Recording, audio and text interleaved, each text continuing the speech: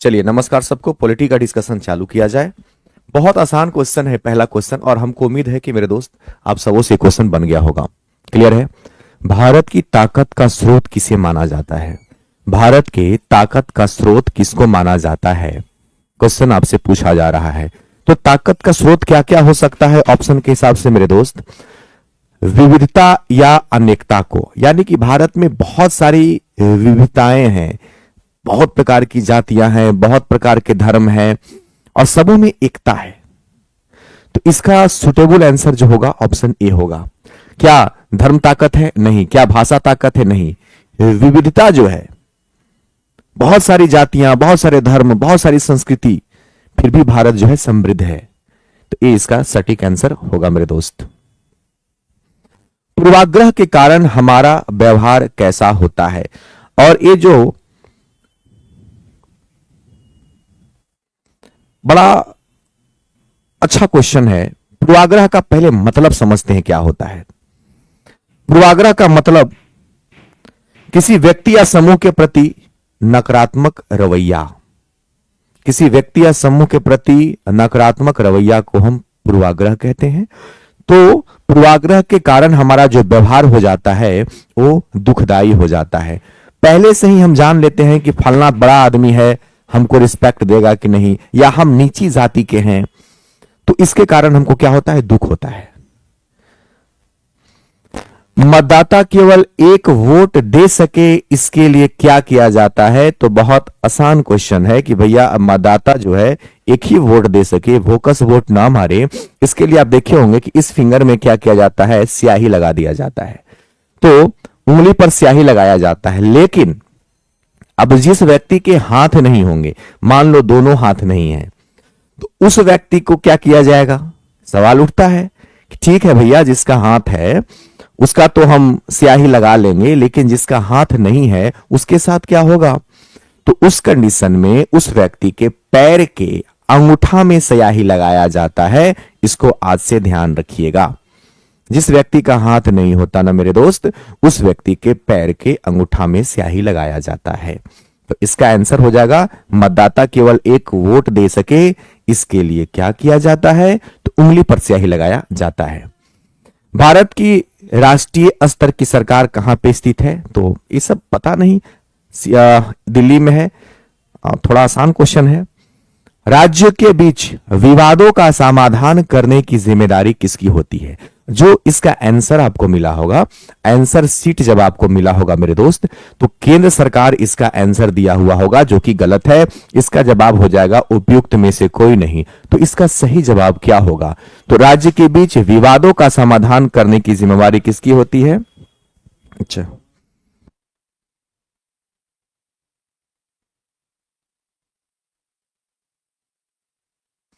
राज्य के बीच विवाद का समाधान करने की जिम्मेदारी किसकी होती है? तो याद रखिएगा सर्वोच्च न्यायालय की होती है।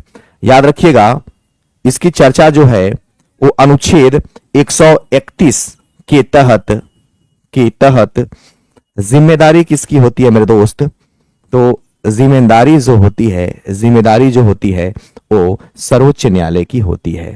किसकी होती है? तो मेरे दोस्त सर्वोच्च न्यायालय की होती है। याद रखिएगा। लेकिन जो आपको आंसर दिया गया होगा ना मेरे भाई, वो आंसर क्या दिया गया होगा? केंद्र सरकार, जो कि गलत है। इसका आंसर होगा सर्वोच्च न्यायालय।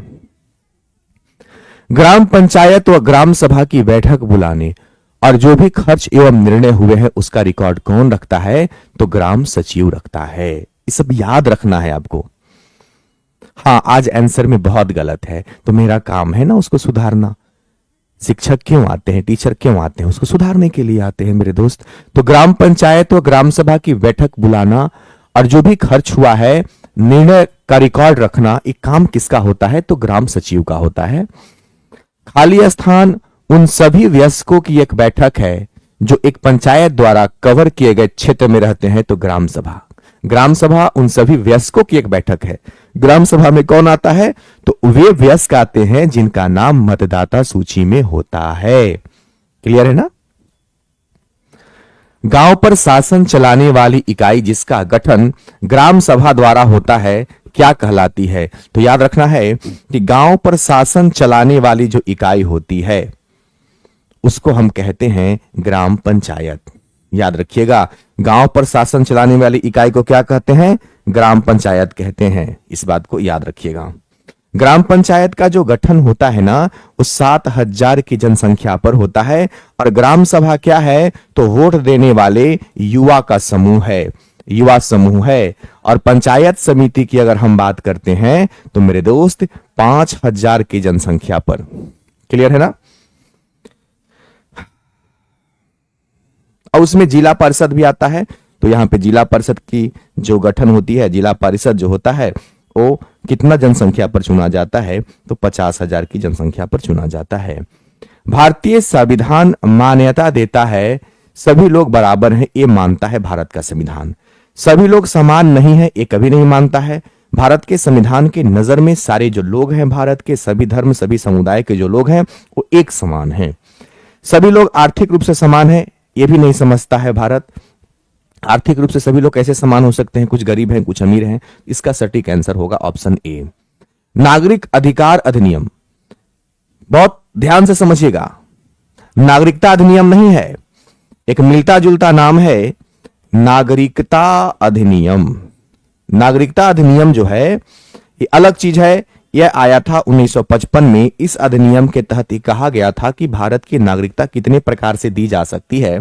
5 प्रकार बताया गया था, जन्म के आधार पर, वंश के आधार पर, अर्जित भूभाग के आधार पर, देशीकरण और पंजीकरण। लेकिन एक क्वेश्चन कुछ और कह रहा है। नागरिकता अधिकार अधिनियम जो है वो कब पारित हुआ था? तो मेरे दोस्त ये पारित हुआ था 1964 में। याद रखिएगा, कब पारित हुआ था? 1964 में। और इसके पारित होने के पीछे थोड़ा सा पॉइंट अगर आपको हम क्लियर कर दे तो अमेरिकी प्रतिनिधि सभा ने इसको पारित किया था। किसने पारित किया था? तो अमेरिकी प्रतिनिधि सभा ने इसको पारित किया था। प्रतिनिधि सभा ने मेरे दोस्त पारित किया था, और कब किया था? तो डेट इसका था फरवरी 10 फरवरी को किया था। कब किया था? तो 10 फरवरी 1964 को इसको क्या किया था? पारित किया था। तो नागरिकता अधिकार अधिनियम कब पारित किया गया? 1964 में। किसने किया? तो अमेरिकी प्रतिनिधि सभा ने इसको पारित किया था 10 फरवरी 1964 को मेरे दोस्त। विधानमंडल से आप क्या समझते हैं? तो विधानमंडल की अगर हम बात करें तो विधानमंडल की चर्चा जो है ना वो 168 संविधान अब अनुच्छेद में किया गया है। और इसके 2 अंग बताए गए हैं। एक बताया गया है विधानसभा, और मेरे दोस्त एक बताया गया है विधानसभा और एक बताया गया है विधान पारिषद। क्या बताया गया है? तो एक विधान पारिषद बताया गया है मेरे दोस्त। और विधानसभा की अगर हम बात करें तो विधानसभा की अगर बात करें तो आर्टिकल 170 में इसकी चर्चा है और विधान पारिषद 171 में है। और बीच में 169 आर्टिकल आता है जिसमें विधान पारिषद कैसे बनेगा इसकी बात की गई है। तो विधान पारिषद के गठन की बात की गई है मेरे दोस्त। तो क्वेश्चन क्या कहता है? विधानमंडल से आप क्या समझते हैं? तो क्या विधानमंडल में सत्तारूढ़ पार्टी के सदस्य होते हैं? बिल्कुल नहीं। विपक्षी दल के सदस्य होते हैं? बिल्कुल नहीं। विधानसभा के सदस्य होते हैं। तो ये सही है। आप कहोगे सर विधान पारिषद आप क्यों नहीं कह रहे हो? क्योंकि मेरे दोस्त 6 ही ऐसे राज्य हैं जहां पे विधान पारिषद है। तो सुटेबल आंसर जो होगा विधानमंडल में विधानसभा होगा। 6 कौन कौन से राज्य आएंगे? तो याद रखना, ट्रिक है, तुम कब आओगी, तुम कब आओगी, तुम कब आओगी जो मेरे दोस्त इसका आंसर होगा। त से हो जाएगा तेलंगाना, म से होगा महाराष्ट्र, क से होगा कर्नाटक, ब से होगा अपना बिहार, अ से होगा आंध्र प्रदेश, और ऊ से होगा यूपी, और गी से होगा कुछ नहीं। इसलिए विधानमंडल का सही जो, और विधानमंडल में राज्यपाल भी आते हैं तो ऑप्शन में है नहीं। तो सटीक आंसर क्या हो जाएगा मेरे दोस्त? तो सी हो जाएगा। मुख्यमंत्री और स्वास्थ्य मंत्री कौन से विभाग में कार्य करते हैं? तो मुख्यमंत्री लोक निर्माण का कार्य करते हैं, पूरा जनता, बिहार की जनता या किसी राज्य की जिसके मुख्यमंत्री होंगे उसका देखभाल करेंगे। कृषि विभाग भी मुख्यमंत्री के अधीन आता है। स्वास्थ्य कौन देखेंगे? स्वास्थ्य मंत्री स्वास्थ्य विभाग देखेंगे। तो दोनों के बारे में पूछा है, तो सारे ऑप्शन सही हैं। तो इसका सही जवाब हो जाएगा ऑप्शन डी, उपयुक्त में से एक से अधिक। क्लियर है ना? बहुत बढ़िया। सामोआ समाज पर किए गए अनुसंधान की रिपोर्ट के अनुसार किस दशक में बच्चे स्कूल नहीं जाते थे? तो वह दशक था 1920। कौन सा दशक था? 1920 था। खुद को कई अलग अलग गतिविधियों में बच्चे जो थे अपने आप को व्यस्त रखते थे। बच्चे जो थे सामोआ समाज के, पढ़ने नहीं जाते थे, खुद को व्यस्त रखा करते थे कई अलग अलग गतिविधियों में, जैसे मछली पकड़ना, जंगल से लकड़ी लाना इत्यादि। द्वीपों पर 13-14 साल की लड़कियां कौन कौन से काम सीखती हैं? तो द्वीपों पर रहने वाली जो 13-14 साल की लड़कियां हैं वो मछली पकड़ने का काम सीखती हैं, बागानों में काम करना, डलिया बुनना। तो सारे ऑप्शन सही है मेरे दोस्त। तो इस कंडीशन में जो इसका आंसर होगा वो डी हो जाएगा, उपयुक्त में से एक से अधिक। जब कोई जबरदस्ती कानून या नियम तोड़ता है या खुले तौर पर अनादर दिखाता है तो हम कह सकते हैं कि भैया वो उल्लंघन कर रहा है। क्या कर रहा है? तो नियम का क्या कर रहा है मेरे दोस्त? तो नियम का उल्लंघन कर रहा है। बहुत ज्यादा हार्ड क्वेश्चन नहीं है, लेकिन थोड़ा सा अपना कॉमन सेंस का इस्तेमाल करते रहना है। जब हम लोगों के साथ समान या सम्मान के साथ व्यवहार नहीं कर सकते हैं तो हम खाली स्थान में लिप्त होते हैं, हम यानी कि भेदभाव में लिप्त होते हैं। हम अगर व्यक्ति को सम्मान नहीं दे सकते हैं या उसके साथ सम्मान व्यवहार नहीं करते हैं तो इसका मतलब क्या हुआ? हम भेदभाव कर रहे हैं। ऊंची जाति का नीची जाति का भेदभाव कर रहे हैं, गरीबी और अमीरी का भेदभाव कर रहे हैं। इसका सुटेबल आंसर मेरे दोस्त क्या होगा? तो बी होगा। लहरिया नामक समाचार पत्र में कितनी दलित महिलाओं ने काम किया? बहुत अच्छा क्वेश्चन है और इस क्वेश्चन को अच्छे से नोट डाउन कर लेना मेरे दोस्त। लहरिया नामक समाचार पत्र में 8 महिलाओं ने क्या किया था? 8 महिलाओं ने काम किया था। यह एक पाक्षिक समाचार पत्र है। एक पॉइंट अगर लिखेंगे तो हम यहां पे लिखना चाहेंगे मेरे दोस्त कि यह एक जो है ये पाक्षिक समाचार पत्र है। समाचार पत्र है मेरे दोस्त, यह एक पाक्षिक समाचार पत्र है। और याद रखना है मेरे दोस्त कि और कहां कहां? तो यूपी के चित्रकूट जिले में, चित्रकूट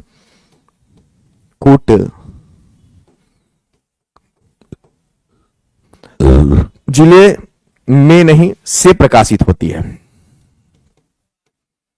जिले से प्रकाशित होती है।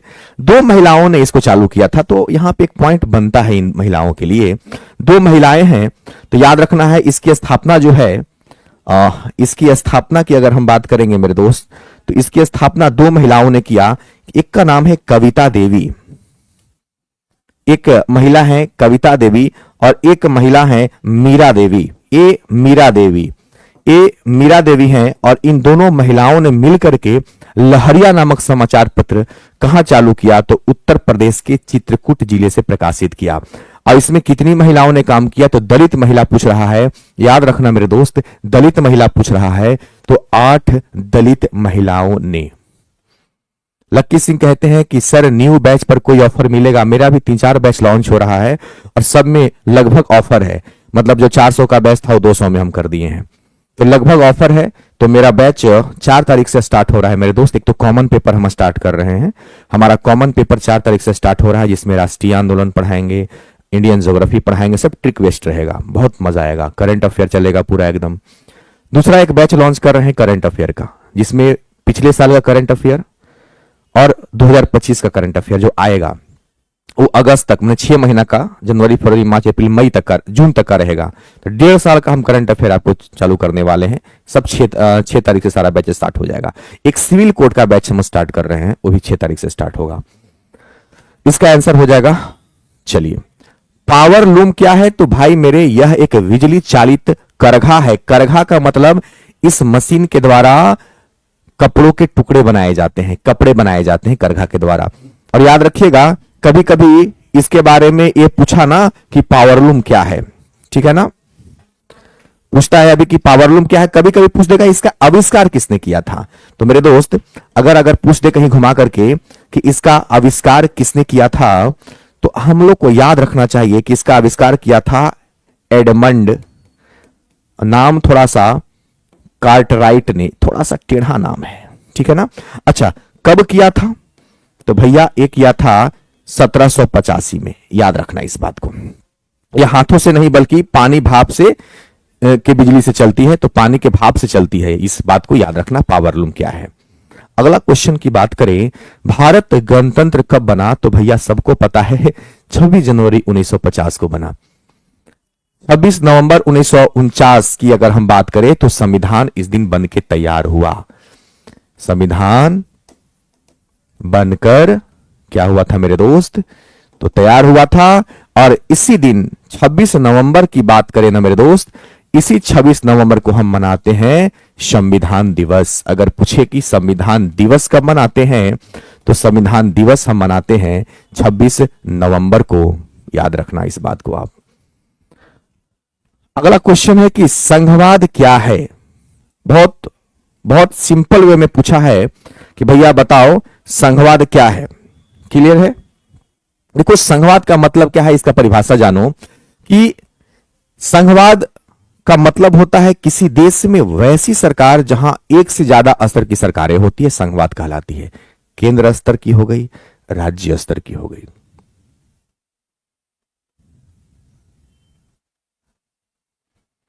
राजू कहते हैं कि जो आप सर 4 को बैच लॉन्च कर रहे हैं, बीपीएससी तैयारी 4.0 टीईटी के लिए है। हाँ बिल्कुल, 40 नंबर का जो बैच हम चालू कर रहे हैं कॉमन पेपर का, उस बैच का नाम है सारथी बैच। 6 तारीख से हमारा बैच स्टार्ट हो जाएगा। सारथी नाम का बैच है, 299 रुपया उसका। बहुत कम फी रखे हैं, क्योंकि बहुत पढ़ाना है, मात्र 299 रुपया रखे हैं। 3-4-5 महीना उसमें मेहनत होगा भाई मेरे।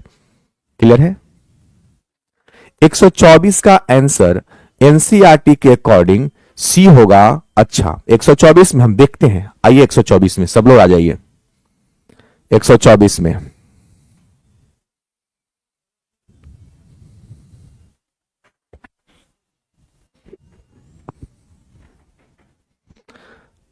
द्वीपों पर 13-14 साल की लड़कियां जो हैं कौन कौन से काम सीखती थीं? तो भाई साहब, हमारा जो नॉलेज है उसके हिसाब से मछली पकड़ने का भी काम करती हैं, बागानों में भी काम करती हैं, और डलिया बुनने का भी काम करती है। तो क्या नाम है आपका? रंजन मिश्रा। तो हम आपकी बात को कभी नहीं काटेंगे रंजन, लेकिन हमारा जो नॉलेज है, जो हमने पढ़ा है या जो हम जानते हैं वो ये होगा। लेकिन फिर भी मेरे दोस्त, हम एक बार जरूर इसको देखने का प्रयास करेंगे। हम इसको एक बार फिर से कलेक्शन कर लेंगे। तो कल संडे है, तो कल फिर से मेरा फुल लेंथ का टेस्ट का डिस्कशन होगा। तो क्वेश्चन नंबर क्या है? 124 मेरे दोस्त। आप जरूर लाइव में आना, आप चर्चा करना कि सर कल 124 का क्वेश्चन रह गया था। तो मेरे दोस्त, हम जरूर आपका जवाब देने का प्रयास करेंगे। हम आपको क्रॉस आउट नहीं करेंगे, हम आपको ऐसा नहीं कहेंगे कि नहीं यही होता है। कोई भी गलती कर सकता है, लेकिन जो मेरा नॉलेज है वो यही होता है। फिर भी हम एक बार उसको जरूर देखेंगे दोस्त। आगे बढ़े, चलिए। और आप भी एक बार देखना, ठीक है? आइए, यहां तक हो गया ना? चलिए, संघवाद का मतलब क्या होता है? देश में एक से ज्यादा स्तर की सरकारों का होना, और है भी भारत में। राज्य स्तर की सरकारें अलग हैं, केंद्र स्तर की सरकारें अलग हैं। तो इसका सुटेबल जवाब सी होगा। देश में एक से अधिक संघ का होना, यह संघवाद नहीं कहलाता है। देश में एक से ज्यादा सत्ता का होना, यह भी संघवाद नहीं कहलाता है। बल्कि संघवाद का मतलब होता है देश में एक से ज्यादा स्तर की सरकारों का होना। ठीक है मेरे दोस्त, वेरी गुड। कहता है क्वेश्चन, 5 फरवरी 2004 में फ्रांस में कौन सा कानून बनाया गया था? कौन जवाब दीजिएगा? जवाब दीजिए इसका। इसका सही जवाब आप दीजिए मेरे दोस्त। सर हम आपके स्टूडेंट हैं, सुबह में 7 बजे सेट में आते थे, 3.0 में 4-5 नंबर से रह गया है, नहीं हो पाया। कोई बात नहीं जयप्रकाश मंडल। 4.0 वो सितारा आपके कंधे पर जरूर लगेगा मेरे दोस्त, और निराश मत होना। आपके अंदर बहुत काबिलियत था, तभी तो सिर्फ 4 ही 5 नंबर से रह गए। बहुत लंबा गैप नंबर का नहीं है मेरे दोस्त। थोड़ा सा इस बार प्रयास करना है, और इस बार रैंक लाने का प्रयास करना है अंडर 10। और आपकी अंदर क्षमता असीम है, ये आपको भी पता है मेरे दोस्त। तो होता है, थोड़ा बहुत उतार चढ़ाव होता है। हम लोग को तब तक हिम्मत नहीं हारना है जब तक कि हमारा रिजल्ट ना हो जाए और नौकरी हमारे मुट्ठी में ना आ जाए। तो जब तक नौकरी आपके मुट्ठी में नहीं आएगा ना, तो आपको पता है, कहावत है ना कि भुना हुआ मछली भी पानी में तैरने लगता है मेरे दोस्त, जब वक्त खराब होता है तो ये सब चीजों को हम लोग को आदत करना होगा, झेलना होगा। क्योंकि जब आपका रिजल्ट नहीं हुआ रहेगा ना, तो बहुत बकैती करेगा लोग, बहुत तरह का बात करेगा, तो झेलना है मेरे दोस्त। टीआरई 4 के रिजल्ट तक हम लोग को बर्दाश्त करना है। ठीक है, आइए। तो 5 फरवरी 2004 में फ्रांस में कौन सा कानून जो है वो बनाया गया था? चलिए, बहुत लोगों का जवाब आने भी लगा है। कौन सा कानून बनाया गया था बताएंगे? देखिए, ये जो कानून बनाया गया था ना, इस कानून के तहत क्या हुआ था कि 5 फरवरी 2004 को एक फ्रांस में कानून ये बनाया गया कि किसी भी छात्र या शिक्षक को ये मना कर दिया गया कि आप जो सरकारी विद्यालय है, सरकारी विद्यालय में किसी भी धर्म का सूचक पहन के आपको नहीं आना है। जैसे क्रॉस नहीं पहन के आ सकते हैं, बांध के नहीं आ सकते हैं, बुर्का में नहीं आ सकते हैं। तो इसका सही जवाब होगा धार्मिक व राजनीतिक प्रतीकों को धारण करके स्कूल में ना आना। बहुत अच्छा प्रश्न है मेरे दोस्त। और एमडी इजहर कहते हैं सर हम 10 नंबर से रह गए। कोई बात नहीं, इस बार अंडर 10 में आना है, ठीक है ना? इस बार अंडर 10 में आना है दोस्त। चलिए, नेक्स्ट क्वेश्चन कहते हैं, हिटलर ने जर्मनी में किसे सताया था? यहूदियों को सताया था। ये क्वेश्चन बार बार हिटलर से संबंधित है और इस बात को याद रखिएगा कि द्वितीय विश्व युद्ध का वो समय था जिस समय नरसंहार किया गया था यहूदियों का। आया बात समझ में? और दुनिया भर में इसको एक नाम से होलोकास्ट का नाम दिया गया था। इसको क्या नाम दिया गया था? होलोकास्ट नाम दिया गया था। होलोकास्ट नाम दिया गया था। आपको बता दें हम कि हिटलर ने द्वितीय विश्व युद्ध के समय यहूदियों का इतना नरसंहार किया था कि दुनिया में सबसे बड़ा नरसंहार माना जाता है और दुनिया वालों ने इस नरसंहार का नाम दिया था होलोकास्ट। इस नरसंहार का नाम क्या दिया था मेरे दोस्त? तो होलोकास्ट दिया था। याद रखना। खाली स्थान में कई ऊंची जातियां हैं जो निचली जातियों के साथ भेदभाव करती है। यार, हमें जब मैंने इस आंसर को देखा बुरा लगा मेरे को। इसमें आंसर होगा हिंदू धर्म। हिंदू धर्म में कई ऊंची जातियां हैं। यहां पे क्या होगा? हिंदू धर्म। और ये सही भी है, हिंदू धर्म में कई ऊंची जातियां हैं जो निचली जातियों के साथ भेदभाव करती है। क्लियर है? इसका आंसर होगा बी। भारतीय संविधान के किस अनुच्छेद में अस्पृश्यता, मेरे दोस्त कहता है छुआछूत, इसका अर्थ होता है छुआछूत का अंत किया गया। हम अभी जस्ट ऑफलाइन के बैच में अभी हम ट्रिक से इसको याद कराए थे। 17 छुआछूत का अंत 17 में हुआ था। 15 में क्या है? तो 15 में कहा गया है धर्म, लिंग, जाति के आधार पर भेदभाव का अंत। भेदभाव का मेरे दोस्त अंत। और अनुच्छेद 21 में कहा गया है प्राण और दैहिक स्वतंत्रता। प्राण और दैहिक स्वतंत्रता मेरे दोस्त, इसको आप याद रखेंगे, ठीक है ना? अगला बढ़ते हैं। 2024 के आम चुनाव में पहली बार किसका इस्तेमाल किया गया था? तो वोटिंग मशीन का तो पहले से ही हो रहा है, पर उसका ईवीएम के फॉर्म में इस्तेमाल किया गया था। ईवीएम मशीन का इस्तेमाल किया गया था। और ईवीएम मशीन की अगर हम बात करें तो ईवीएम मशीन का अगर क्वेश्चन आपसे ऐसे पूछ देना मेरे दोस्त कि ईवीएम मशीन का सबसे पहला बार प्रयोग कब किया गया था, कब किया गया था? तो मेरे दोस्त याद रखना 1982 में किया गया था। सबसे पहला बार 1982 में किया गया था। केरल का एक विधानसभा में किया गया था। 50 को क्षेत्र था उसी में। तो याद रखना केरल के विधानसभा के आम चुनाव में सबसे पहला बार इसका प्रयोग किया गया था। निम्नलिखित में से कौन सा समूह अंग्रेजों के मनमानेपन का उदाहरण था? तो भैया राजद्रोह एक्ट भी इसमें आता है और रॉलेट एक्ट भी आता है। रॉलेट एक्ट को काला कानून कहा जाता है। गांधी जी ने काला कानून कहा था। रॉलेट एक्ट 1919 में हुआ था। रॉलेट एक्ट में कहा गया था मेरे दोस्त कि शक के आधार पर किसी भी व्यक्ति को गिरफ्तार किया जा सकता है। शक के आधार पर किसी भी व्यक्ति को गिरफ्तार किया जा सकता है और बंद कमरे में उस पर मुकदमा चलेगा। उसका टैगलाइन था, नो अपील, नो दलील, नो वकील। सैफुद्दीन किचलू को गिरफ्तार किया गया था। मलिक और सैफुद्दीन किचलू नाम के दो व्यक्ति को गिरफ्तार किया गया था शक के आधार पर, और इसी को लेकर के जलियांवाला बाग में मीटिंग चल रहा था और हंसराज नाम का व्यक्ति जो था ना, वो डायर को जाके बोल दिया था और उसकी जलियांवाला बाग हत्याकांड बाद में हो गई थी। तो और राजद्रोह एक्ट क्या था मेरे दोस्त? तो ये जो एक्ट था ना, इस एक्ट में भाषण और प्रकाशन को अपराध माना गया। अंग्रेजों ने कहा कि भैया सरकार के प्रति, अंग्रेजी सरकार के प्रति जो भाषण देगा या जो प्रकाशन करेगा, पहले क्या होता था? पहले किताबों के माध्यम से, अच्छे लेखों के माध्यम से क्रांतिकारियों में जोश भरने का काम किया जाता था। अच्छे भाषण देकर के जोश भरने का काम किया जाता था। क्लियर है ना मेरे दोस्त? अंग्रेजों को गवारा नहीं गुजरा, राजद्रोह एक्ट कह दिया उसको।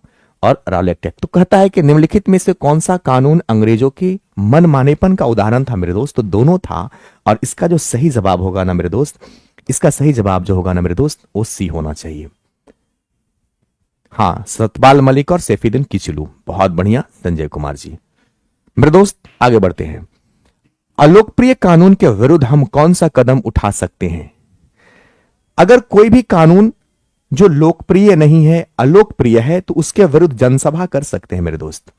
लोकतांत्रिक अधिकार हमको है।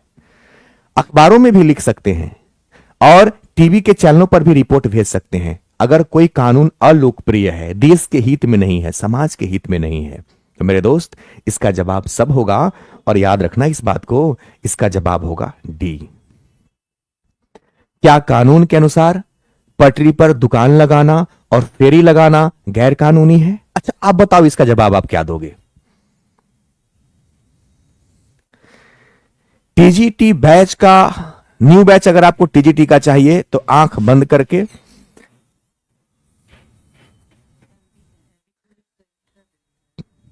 कितना दिल जी? ना आज हमको आज चाहिए। नहीं, हाँ। तो मेरे दोस्त इसका आप जवाब क्या देंगे? आप मुझे बताओ।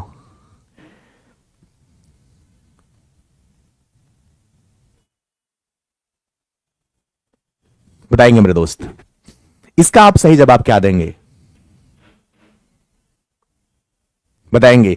इसका कुछ लोग कहते हैं हां गैर कानूनी है। अरे नहीं मेरे दोस्त, इसका जवाब होगा नहीं। और जो आपको आंसर दिया हुआ होगा उसमें भी यही दिया हुआ है कि हाँ गैर कानूनी है, लेकिन ये गलत है, गलत आंसर दिया हुआ है। प्रिंट गलत हो गया है, टाइप गलत हो गया है। और प्रथम दृष्टया में बहुत सारे लोग कहते हैं ना पटरी पर सामान बेचना जो है ना वो गैर कानूनी होना चाहिए। अरे यार कैसे होना चाहिए? सरकार ने गरीबी को देखते हुए कहा कि नहीं, कि कोई इसको रोक नहीं सकता है, कोई इसको रोक नहीं सकता है। अब इसकी जो चर्चा है भारत के संविधान में किया गया है मेरे दोस्त। याद रखना, अनुच्छेद 19 1 के 6 में कहा गया है। आया बात समझ में? जो आर्थिक रूप से कमजोर हैं वो फुटपाथ पर दुकान लगा सकते हैं मेरे दोस्त, कोई उनको नहीं रोक सकता है। किस एक्ट, अनुच्छेद के तहत? अनुच्छेद की बात आ गई मतलब संवैधानिक हो गई, भारत के संविधान में लिखा हुआ है मेरे दोस्त। इसका आंसर होगा बी।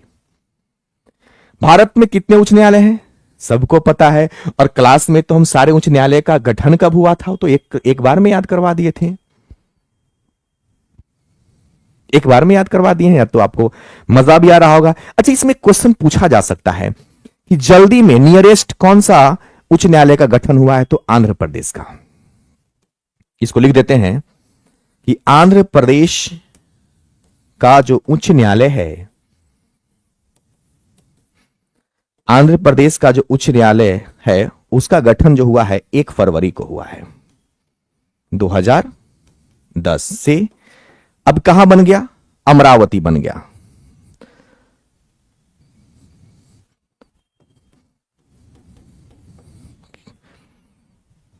यह भारत का 25वां उच्च न्यायालय है। इस बात को याद रखिएगा। भारत में अधीनस्थ न्यायालय को निम्नलिखित में से किस नाम से पुकारा जाता है? के बताएगा, बताएंगे किस नाम से पुकारा जाता है? अधीनस्थ न्यायालय वैसे न्यायालय जो सर्वोच्च न्यायालय या उच्च न्यायालय के अधीन होते हैं। मैं अपने जीवन में एक ऐसे टीचर को भी देखा है जो एक स्टूडेंट के प्रॉब्लम को भी प्रॉब्लम समझते हैं, वो है my dear Vikas sir. Thank you दोस्त। चलिए, पीजीटी कॉमर्स, कॉमर्स का शायद अभी कोर्स नहीं चल रहा है मेरे दोस्त, जहां तक हमको पता है। चलिए, थैंक यू सरस्वती। चलिए, भारत में अधीनस्थ न्यायालय को, अब इसका जवाब आप क्या दोगे? अब बताओ मुझे, हम थोड़ा देखते हैं आपका कॉमन सेंस, देखते हैं आप क्या जवाब दोगे इसका। हम साइड हो जाते हैं। आप बताओ, भारत में अधीनस्थ न्यायालय को निम्नलिखित में से किस नाम से मेरे दोस्त पुकारा जाता है? आप क्या जवाब दोगे, बताएंगे? क्या अधीनस्थ न्यायालय को सिर्फ जिला न्यायालय से जानते हैं? सारे इसमें हो जाएंगे, सारे हो जाएंगे। जिला न्यायालय को भी, सिविल जज न्यायालय को भी, अतिरिक्त सत्र न्यायालय को भी, सारे अधीनस्थ न्यायालय कहलाते हैं। सिर्फ एक नहीं होगा। आज के बाद से इसको याद रखिएगा। क्लियर है? नहीं, ए पर आंसर मत मारिए, आंसर शीट में दिया हुआ है, इसके वजह से ध्यान रखिएगा आज के बाद से। क्लियर है? चलिए, कितने घंटे के अंदर गिरफ्तार व्यक्ति के परिजनों को सूचित कर दिया जाता है? देखते हैं इसका जवाब क्या। ये बहुत कॉमन सेंस वाला क्वेश्चन है। अगर किसी भी व्यक्ति को गिरफ्तार किया जाता है तो उसके परिजन को कितने घंटे के अंदर में सूचित कर दिया जाता है? ऑफलाइन बैच कब से स्टार्ट हो रहा है? ऑफलाइन बैच तो एगो बैच चालू हुआ 10 दिन में फुल हो गया, दूसरा चालू हुआ वो भी फुल हो गया। 27 तारीख को चालू हुआ है मेरे दोस्त, एक ठो 10 दिन पहले चालू हुआ था, सब बैच फुल। ऑफलाइन तो मजा आ रहा है, अभी रिजल्ट इतना अच्छा हुआ है, आप आ जाओ ऑफलाइन में। क्या जवाब दोगे आप? आंसर तो जो टेस्ट लगाए होंगे उनको आंसर शीट में आंसर दिया हुआ है 8 से 12 घंटा के भीतर दिया हुआ है ना। गलत है। क्यों गलत हम कहेंगे? इसका सही जवाब होगा उपयुक्त में से कोई नहीं। अब हम ऐसा क्यों कह रहे हैं? क्योंकि भारत के संविधान में कोई सीमा तय नहीं है सूचित करने के लिए, कोई सीमा तय नहीं है। आज के बाद से इसको याद रखना है। हालांकि लगा देने का मतलब क्या है? गिरफ्तार किए गए व्यक्ति को नजदीकी मजिस्ट्रेट के पास 24 घंटे के अंदर में उपस्थित करवाना अनिवार्य है। लेकिन उसके परिजन को सूचित करने का कोई टाइमिंग फिक्स नहीं है। 10 मिनट में भी कर सकता है, 2 घंटा में भी कर सकता है। गिरफ्तार किए गए व्यक्ति के परिजन को तुरंत सूचित कर सकता है। संविधान या सिस्टम में आईपीसी के तहत कोई भी ऐसा टाइमिंग फिक्स नहीं किया गया है। लेकिन जो आंसर दिया गया है आप लोग को, वो टाइपिंग मिस्टेक है, सुधार लीजिएगा। दिया गया है 8 से 12 घंटा, जबकि 110% गलत है। क्लियर है ना? 110, 24 घंटा नहीं, 24 घंटा के अंदर जो नजदीकी जो मजिस्ट्रेट होंगे उनके सामने प्रस्तुत किया जाता है। क्लियर है? Very good. लोकतंत्र में शासन कौन करता है भैया? जनता करता है ना? जनता करता है।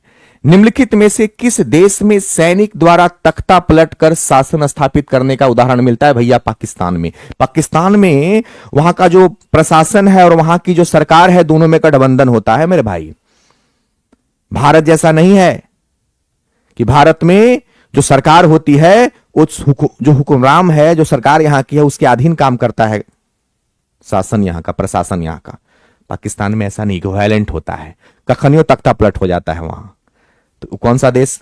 पाकिस्तान है। लोकतंत्र में किसी समस्या के समाधान हेतु निम्नांकित में से किसकी भूमिका सर्वाधिक महत्वपूर्ण है? अब हम देखते हैं आप 144 का जवाब क्या दीजिएगा। 144 का आप सटीक जवाब क्या दीजिएगा? आपके सामने बहुत अच्छा प्रश्न है मेरे दोस्त, बहुत अच्छा प्रश्न है आपके सामने मेरे दोस्त। अभी इसका आप क्या जवाब दीजिएगा? ऑल होगा? नहीं, बहुत अच्छा क्वेश्चन है। सर दंडवत प्रणाम। ठंडा का दिन है रे, दंडवत काहे कर रहे हो? दूर से ही प्रणाम कर लो भाई। दंडवत प्रणाम मतलब समझ रहे हो, सोना पड़ता है उसके लिए मेरे दोस्त। चलिए, नहीं नहीं, नेपाल में तख्ता पलट नहीं कहेंगे उसको। तख्ता पलट का मतलब होता है कि जहां पे सरकार को हटा करके और आर्मी की सरकार बन जाती हो। क्लियर है? बताएंगे। अब इसका आंसर हम बताते हैं। कहता है लोकतंत्र में किसी समस्या के समाधान हेतु निम्नांकित में से सबसे ज्यादा अगर भूमिका होती है तो विपक्षी दल का होता है। समस्या का समाधान कौन करता है? विपक्षी दल। याद कराता है पक्ष वाले को, जो जीता हुआ है उसको घंटी बजा के कह रहे तुम सरकार में हो, तुम ही काम नहीं कर रहे हो। सबसे बड़ी भूमिका क्या होती है? कहावत है कि किसी सरकार की नींव मजबूत तब होता है जब उसके विपक्ष में विपक्षी बैठा हुआ होता है। क्लियर है? चलिए मेरे दोस्त आगे बढ़ते हैं। एक लोकतांत्रिक राज्य में कौन सा अधिकार जो है लोगों को प्राप्त रहता है? एक लोकतांत्रिक राज्य में कौन सा अधिकार? तो वोट देने का अधिकार है, विचार अभिव्यक्ति का भी अधिकार जनता को है, राजनीतिक सहभागिता का भी अधिकार है। तो मेरे दोस्त इसका आंसर सब होगा। जनता को सारे ऑप्शन अवेलेबल है। क्लियर है ना? आगे बढ़ते हैं। अगला क्वेश्चन है मेरे दोस्त, लोकतंत्र का प्रधान अवगुण क्या है? बहुत देखते हैं 146 का जवाब कौन देते हैं। और जानते हो यह ऐसा क्वेश्चन है ना कि मतलब जरूरत नहीं किताब पढ़ने का। आपको कोई जरूरत ही नहीं है किताब पढ़ने का मेरे दोस्त। इस सब ऐसे प्रश्न हैं कि आपको पढ़ने की ही जरूरत नहीं है मेरे दोस्त। बताइए इसका जवाब क्या होगा? लोकतंत्र का प्रधान अवगुण है जिसकी लाठी उसकी भैंस। मतलब लोकतंत्र में जिसकी सरकार बन जाती है ना, उसी का हुकूमत चलता है, वो अपना मनमानी करता है। जैसे बिहार में नीतीश कुमार। अब जिसकी लाठी उसी की भैंस। समझ में आ गया? कुछ लोग ई कह रहे हैं, कुछ लोग बी कह रहे हैं, तो अर्थ को समझना मेरे दोस्त। क्लियर है? बहुत बढ़िया। इसका आंसर क्या होगा? ए होगा। आगे बढ़ते हैं। भारतीय संविधान में परिवर्तन की कितनी प्रक्रियाओं का उल्लेख किया गया है? मतलब संशोधन का कितना उल्लेख है? कितने प्रकार के संशोधन किए जा सकते हैं मेरे दोस्त? कितने प्रकार के संशोधन किए जा सकते हैं? कितने प्रकार के संशोधन किए जा सकते हैं मेरे दोस्त? तो याद रखना 3 प्रकार के संशोधन किए जा सकते हैं। पहला संशोधन जो है ना, वो क्या है उसको देख लेते हैं। पहला अगर हम बात करें, संसद के साधारण बहुमत से संशोधन। पहला ये हो गया। चलिए अगला देखते हैं, संसद के विशेष बहुमत से संशोधन। संसद के विशेष बहुमत से संशोधन। और तीसरा क्या होगा मेरे दोस्त? तीसरा होगा संसद के विशेष बहुमत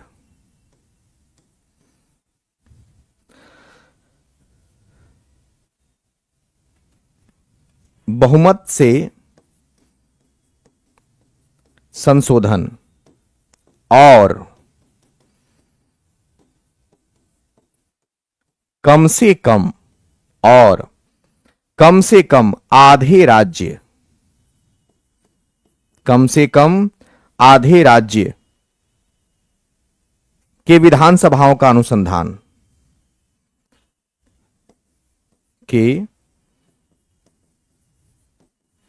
विधान सभा का अनुसमर्थन।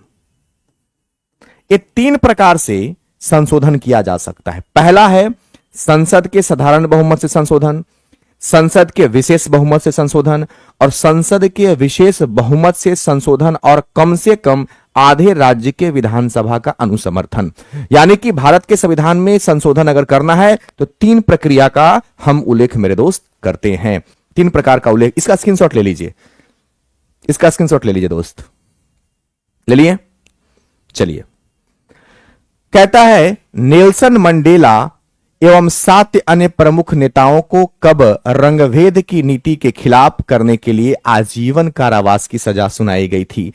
भाई बहुत दर्दनाक घटना, भाई आपको बता दें घटना हुआ था 1964 में और 27 वर्ष तक ये जेल में रहे थे और 27 वर्ष से जेल से निकलने के बाद दक्षिण अफ्रीका के मेरे दोस्त ये राष्ट्रपति बने थे। ये दक्षिण अफ्रीका के पहले अश्वेत राष्ट्रपति बने थे। बाबू बता दें 62% वोटों से इनको चुना गया था मेरे दोस्त। इनको 62% वोटों के साथ इनका चुनाव किया गया था। 27 वर्षों तक ये जेल में रहे थे। जेल से निकलने के बाद आप सोच सकते हो किसी व्यक्ति का संघर्ष, 27 साल तक जेल में रहने के बाद भी व्यक्ति राष्ट्रपति बन सकता है और आप 3, 4, 5 नंबरों से जब पीछे रह जाते हो तो हिम्मत हार जाते हो मेरे दोस्त। हम इसीलिए कहते हैं कि जो मेरे छात्र, जो मेरे भाई बहन 4, 5, 7 नंबरों से पीछे रह गए हैं, इस बार आपको 4, 5, 7 रैंक पे आना है। क्लियर है ना? 4, 5 रैंक में आपको आना है मेरे दोस्त। सिस्टम को पलट देना है। कोई बोलता ही रे, सिस्टम को पलट देना है मेरे दोस्त। भारत में किस प्रकार की नागरिकता है मेरे दोस्त? एकल नागरिकता है और ये कहां से लिया गया है? तो अमेरिका के संविधान से लिया गया है। अमेरिका के मेरे दोस्त संविधान से लिया गया है, इस बात को याद रखना। क्लियर है मेरे दोस्त? याद रखना। क्लियर है? चलिए, हां 27 साल कुछ दिन रहा था, मोटा मोटी भैया हम 27 साल कुछ वर्ष था तो एनसीईआरटी उसको 28 वर्ष मानती है, हम 27 वर्ष मान ली है। क्या इसमें दिक्कत है? वो कोई समझाने का एक प्रोसेस है ना? ये समझाने के लिए मैंने बोल दिया लगभग 27 साल है। ठीक है, आगे बढ़ते हैं मेरे दोस्त। आज का आखिरी क्वेश्चन है कि राजनीतिक प्रतिद्वंद्विता लोकतंत्र के लिए क्या है? बताएं। आखिरी क्वेश्चन है, आखिरी क्वेश्चन है मेरे दोस्त कि राजनीतिक प्रतिद्वंदिता जो है वो लोकतंत्र के लिए क्या है। और आपको बता दें कि कॉमन पेपर आप लोग को हम लॉन्च कर दिए हैं। कॉमन पेपर जिसका भी प्रॉब्लम होगा उसमें राष्ट्रीय आंदोलन, इंडियन ज्योग्राफी, करंट अफेयर गजब पढ़ाएंगे, आप सोचे भी नहीं होंगे।